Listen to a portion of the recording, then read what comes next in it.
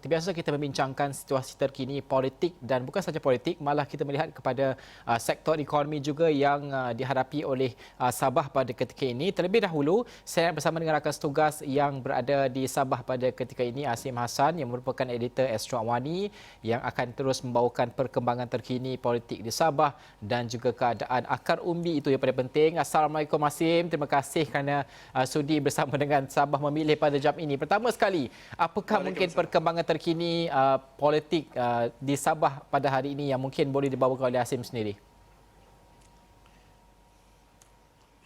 Baiklah, terima kasih Najib di Bukit Kewangan, dan pastinya bahang pilihan raya dan bahang kempen sempena pilihan raya itu yang hanya berbaki cuma 32 hari itu tidak dirasai, tidak panas seperti panasnya saya berada di pantai Kuala Abai ini, Najib. Dan ini yang baru kita terima ya, Najib. Apa yang pasti, Parti Cinta Sabah PCS berhasrat untuk bertanding secara bersendirian pada pilihan raya negeri kali ini tanpa sebarang kerjasama dengan parti lain. Perkara itu dinyatakan Presidennya Datuk Seri Anifah Aman yang juga bekas Menteri Luar dalam satu kenyataan hari ini, dan pihaknya tidak berpakat dan bergabung dengan mana-mana parti selain akan bertanding sebanyak mana kerusi untuk membentuk kerajaan negeri. Itu mungkin antara cerita baru, cerita terkini pada waktu ini, Najib, yang boleh saya lihat. Dan melihat kepada PCS ini, Najib, bila saya berada di Kota Belud ini dengan penambahan satu kerusi itu Dun Pintasan itu sendiri, yang mana PCS dijangka akan meletakkan calon di situ. Bagaimanapun senarai calon itu dan siapa gerangan calon itu juga masih tidak dinyatakan atau tidak didorwakan. Bagaimanapun menarik untuk saya bawakan kepada penonton Astro Awani juga, calon-calon atau individu yang mungkin dicalonkan ini tidak nampak gerak kerja mereka buat masa sekarang kalau kita lihat, sebab mungkin bagi mereka masih terlalu awal atau dibuat secara bersembunyi-sembunyi tanpa pengetahuan atau tanpa dapat dihidu oleh pihak media. Mereka ada bertemu dengan rakyat atau memperkukuhkan perbincangan antara pengundi-pengundi di bahagian masing-masing dan sebagainya. Dan itulah saya katakan, bahang itu belum lagi saya rasai pilihan raya itu, tapi sudah ada sedikit, kalau boleh saya nyatakan dalam antara keseluruhan itu baru saya rasai dalam 20 ke 25%, Najib. Hasim, kalau boleh dibawakan, tadi Hasim sebutkan PCS ini bercadang untuk bertanding dengan secara bersendiri tanpa bergabung dengan parti-parti yang bakal bertanding yang lain. Ini boleh kita sifatkan mereka memerlukan satu tahap keyakinan yang tinggi untuk mereka memenangi setiap pertandingan yang mereka sertai. Dan kedua, adakah ini akan, pada pandangan Hasim sendiri, akan melihat kepada perpecahan corak undi ataupun kumpulan undi itu? Ya Najib, sebab melihat kepada corak pengundian dan juga apapun mengenai pertandingan cadangan PCS itu sendiri, jika mereka mahu membentuk kerajaan sendiri itu, maka mereka perlu ada sekurang-kurangnya 37 calon pada pilihan raya kali ini yang mesti dan boleh menang untuk membentuk sebuah kerajaan negeri. Dan sudah pasti senarai calon pun belum dikeluarkan, tetapi saya melihat dengan keyakinan itu, saya rasa Datuk Seri Anifah Aman pasti ada calon-calon yang beliau rasakan boleh untuk membawa PCS itu membentuk kerajaan negeri. Tapi melihat kepada sokongan di peringkat akar umbi pula, saya melihat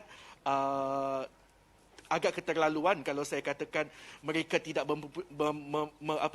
mempunyai keupayaan seperti mana juga pada 2018 dulu bila kita melihat kerajaan warisan, bila ramai yang mentafsirkan kerajaan warisan itu boleh menang atau tidak sebab mereka baru kerajaan parti yang baru, tetapi tidak sangka mereka boleh mentadbir kerajaan negeri Sabah itu sendiri pada PRU ke-14, Najib. Bagaimana untuk kita membaca keseluruhan perkara ini? Kerana kita melihatkan pecahan ini kalau kita bersifatkan Laikam Datuk Anifah Aman sendiri dan juga Bong Mohtar, kita juga melihat kenyataan-kenyataan pemimpin UMNO yang lain di sana. Adakah kita melihat bahawa dalam tempoh yang singkat ini sebelum pilihan raya negeri ini, kesukaran untuk mereka mencapai satu persetujuan supaya mereka boleh bertembung dengan parti warisan itu secara lebih kukuh, adakah ini akan terus menjadi cabaran untuk Blok Barisan Nasional setidaknya? Betul Najib, jika kita melihat kepada gabungan Perikatan Nasional itu sendiri, Bersatu, UMNO, Barisan Nasional, PBS itu sendiri, MCA itu sendiri, mereka sendiri mahukan kerusi masing-masing.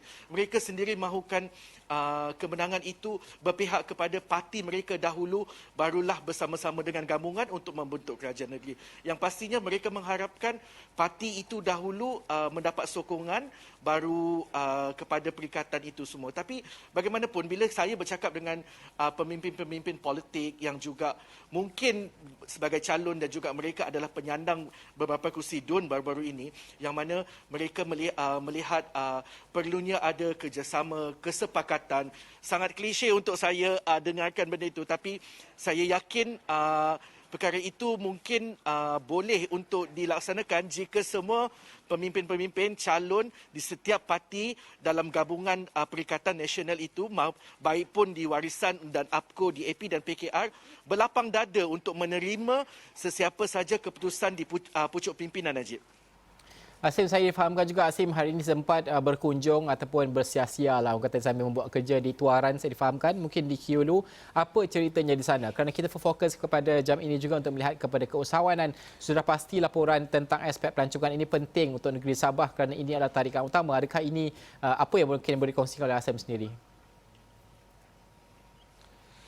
Ya Najib, di Tuaran, di Kiulu itu rakan tugas kita Ruzaini Zulkifli berada di situ. Saya berada di Kota Belud meninjau permasalahan rakyat, meninjau masalah-masalah yang dibangkitkan oleh masyarakat di Kota Belud itu sendiri, terutamanya masalah banjir, dan itu akan saya bawakan dalam di Astro Awani pada keesokan hari dengan penuh perinciannya. Dan apa yang penting untuk kita lihat di Kiulu ini, yang mana penyandang adun Kiulu Datuk Joniston Bangkuai, walaupun tiada lagi nama-nama calon seperti yang saya katakan tadi untuk bertanding pada kerusi Kiulu pada PRN kali ini, bagaimanapun calon-calon yang dikatakan akan bertanding di kawasan itu sudah mungkin mengorak langkah atau menjalankan kempen-kempen mereka, yang seperti mana Datuk Joniston Bangkuai, penyandang Ahli Dewan Undangan Negeri Kiulu, melihat ekopelancongan di Kiulu itu